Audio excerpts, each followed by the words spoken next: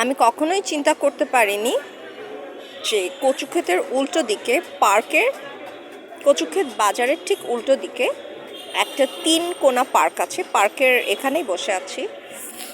একটু আগে যে মোমো অর্ডার করেছিলাম এটার সাথে এই চিলি সসটা এক্স্যাক্টলি আমাদের হাই এন্ড রেস্টুরেন্টে যে সসটা পাওয়া যায় এক্স্যাক্টলি এরকম মেয়োনিজ দিয়েছিল। অ্যান্ড চিকেন গ্রিলড লেগটা তো খাওয়ার সময় আমি ভিডিও করতেও আসলে পারিনি, অনেক জুসি অ্যান্ড অনেক ডেলিশিয়াস ছিল।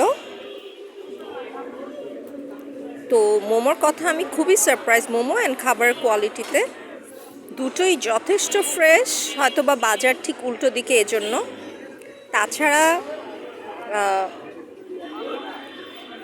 তাছাড়া মোমোর টেক্সচার, চিলি সস সাথে এটার ফ্রেশনেস সব কিছুতে আমি খুবই ইমপ্রেসড, খুবই সারপ্রাইজ যে বাসার এত কাছে এত সিম্পল একটা এনভায়রনমেন্টে এত ভালো কোয়ালিটির খাবার কিভাবে পসিবল। লুক হিয়ার গাইস, ওরা ফ্রেশ সব করছে। গ্রিল করার সময় বলেছিলাম ওভার গ্রিল করতে না, কিন্তু তারপরে আমি খুব সারপ্রাইজ যে এতটা জুসি অ্যান্ড এত ভালো কিভাবে ছিল।